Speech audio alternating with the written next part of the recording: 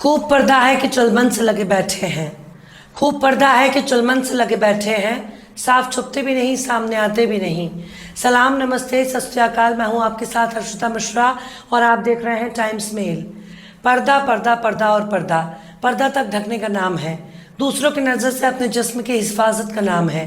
खुद को दूसरों की बुरी नज़र से बचाने का नाम है। लेकिन लेकिन लेकिन जब पर्दे की आड़ में बड़े बड़े कांड होने लगे, जब पर्दे की आड़ में बेशर्मी होने लगे, जब पर्दे की आड़ में पर्दे का मजाक बनाया जाने लगे, तब यही पर्दा दुनिया की नज़रों से बड़े बड़े राज को छुपाने का हथियार बन जाता है। तब इस पर्दे का गलत इस्तेमाल होने लगता है और इस वक्त गेरुआ टोला इस पर्दे का जमकर इस्तेमाल कर रहा है। हमारे देश के एक डिफेंस साइंटिस्ट को पाकिस्तान की जासूसी के इल्ज़ाम में गिरफ्तार कर लिया। यानी जिस देशभक्त वैज्ञानिक को हम अपना समझ रहे थे, वो तो पाकिस्तान की खुफिया एजेंसी का जासूस निकला। पर बात सिर्फ यहीं तक नहीं है, बल्कि कुछ और बातें भी उसके बारे में खुलकर सामने आई हैं। दरअसल पाकिस्तानी जासूस का ताल्लुक हमारे देश के सबसे संस्कारी और देशभक्त संगठन आरएसएस से है। यानी अब तक द केरला स्टोरी फिल्म आपने देखी होगी, लेकिन अब आरएसएस स्टोरी भी देख लीजिए। आरएसएस के स्वयंसेवक के तौर पर इनका पुराने तस्वीरें भी वायरल हो रही हैं। वहीं इस घटना पर कच्चे वाली सेना खामोश है। मीडिया रिपोर्ट्स में दावा किया जा रहा है कि डीआरडीओ साइंटिस्ट प्रदीप कुरलकर को पाकिस्तानी हनी ट्रैप के जरिए फंसाया था। पर इस हनी ट्रैप वाले दावे का क्या आधार माना जाए?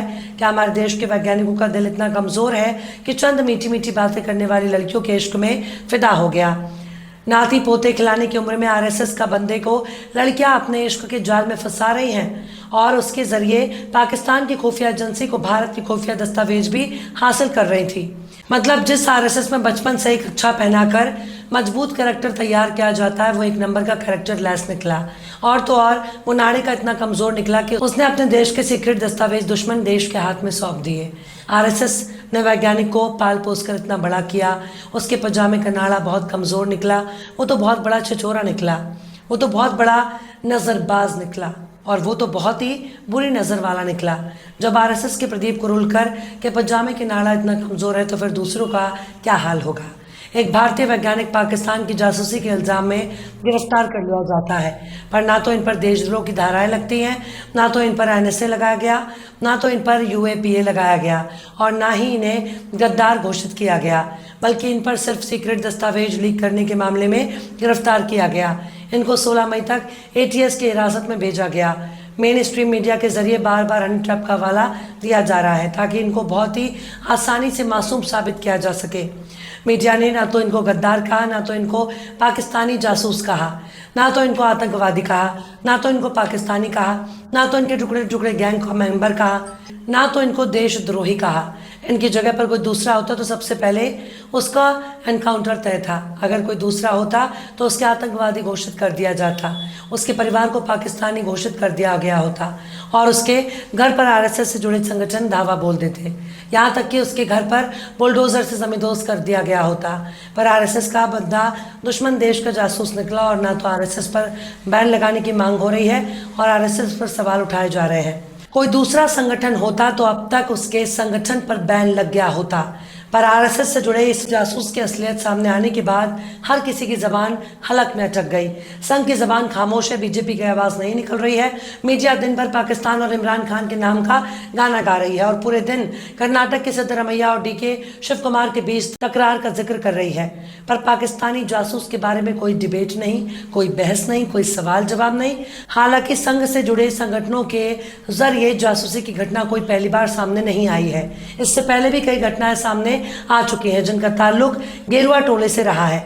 आखिर कैसे पाकिस्तान को खुफिया दस्तावेज भेज रहा था आरएसएस का प्रदीप कुरलकर? आखिर कैसे पाकिस्तान की जासूसी पर आरएसएस और बीजेपी की बोलती बंद? आखिर कैसे गेरुआ टोले में मचा कोहराम?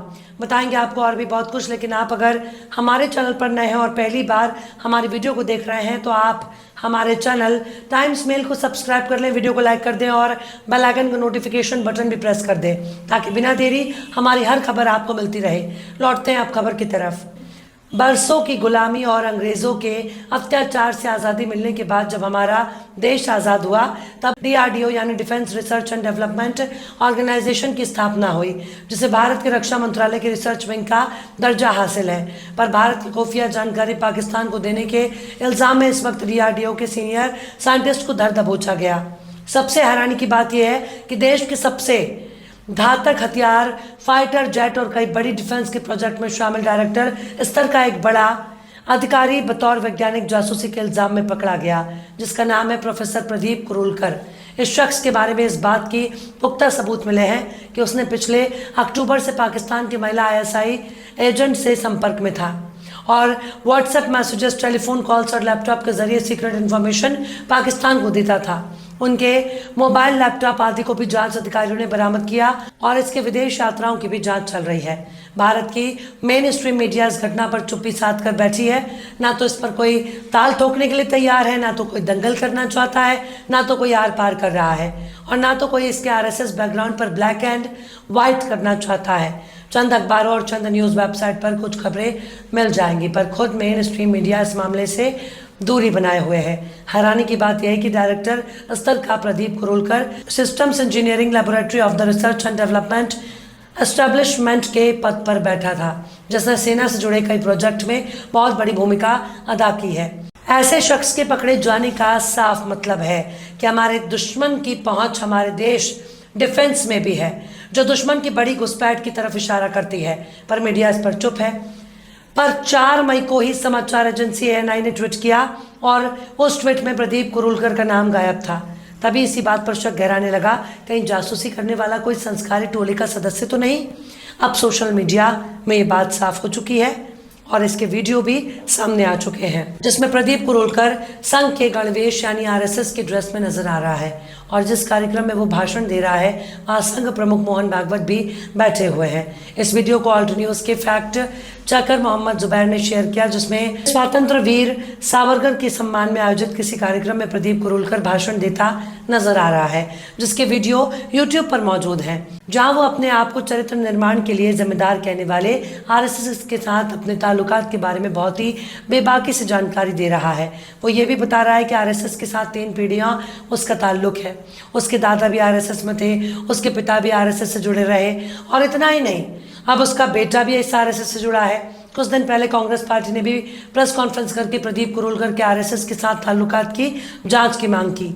सबसे अहम सवाल इसकी जांच पर उठ रहा है, क्योंकि इतने गंभीर मामले की जांच महाराष्ट्र की ATS अर्थात एंटी टेररिस्ट स्क्वाड को दी गई, जबकि मामला विदेश यात्राओं से भी जुड़ा है। तो क्या अब एक सूबे की एजेंसी क्या इस काबिल है कि वो इस हाई प्रोफाइल से जुड़े जांच को अंजाम दे सके? ये जासूसी घर के बगल में रहने वाली किसी पड़ोसन से शेयर नहीं की गई है, बल्कि भारत के सबसे बड़े दुश्मन और पड़ोसी देश को शेयर की गई है। इसकी जांच NIA को दी जानी चाहिए थी, जिसके लिए उसकी स्थापना की गई।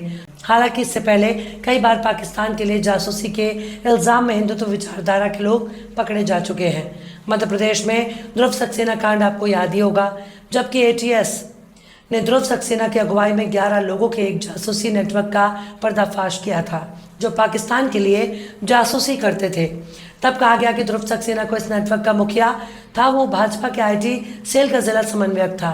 ध्रुव सक्सेना अपने अन्य साजिशकर्ताओं बलराम, मोहित वगैरह के साथ मिलकर भारतीय सेना की तैनाती की खुफिया जानकारियों को पाकिस्तान के ISI को देता था। उन दिनों इनकी तस्वीरें भी सोशल मीडिया पर खूब छापी रही, जिसमें ये साजिशकर्ता भाजपा के मुख्यमंत्री और अन्य नेताओं के साथ नजर आ रहा था। एक तस्वीर में बाकायदा शिवराज सिंह चौहान का भाषण हो रहा था और वहां ध्रुव सक्सेना खड़ा है। एक तस्वीर में ध्रुव सक्सेना भाजपा के राष्ट्रीय जनरल सेक्रेटरी कैलाश विजयवर्गीय के साथ भी नजर आ रहा है। अभी पिछले साल भाजपा के अल्पसंख्यक सेल का प्रमुख लश्कर-ए-तैयबा का आतंकी निकला तालिब हुसैन शाह जम्मू में बीजेपी के सोशल मीडिया सेल का भी प्रभारी था। उस बीजेपी नेता और आतंकी तालिब हुसैन शाह को जम्मू के रिहायशी इलाके के गांव वालों ने AK-47 राइफलों और गोला बारूद के साथ दर दबोचा। ऐसे बहुत से राज अभी भी पर्दे की आड़ में छुपे हुए हैं, जिनका खुलासा होना बाकी है। अभी गिरिराज सिंह का बयान सामने नहीं आया, जो अपने जेब में पाकिस्तान का वीज़ा लेकर घूमते हैं, पर जासूसी के कांड में प्रदीप कुरूलकर का नाम संघ से जुड़ने के बाद खुद मोहन भागवत को इस पर सफाई देनी चाहिए और बताना चाहिए कि RSS और ISI के आपस में क्या भूमिका है, क्योंकि पर्दा अपने पीछे बहुत से राज छुपाए हुए है जिसका खुलासा होना चाहिए। बहरहाल चलते चलते आखिर में दाग देलवी ने भी क्या खूब फरमाया है, चाह को पर्दा ए वहशत मुझे मंजूर नहीं, चाह को पर्दा ए वहशत मुझे मंजूर नहीं, वरना ये हाथ गिरेबान से कुछ दूर नहीं। फिलहाल इस वीडियो में बस इतना ही। ये वीडियो आपको कैसा लगा कमेंट बॉक्स में ज़रूर बताइए।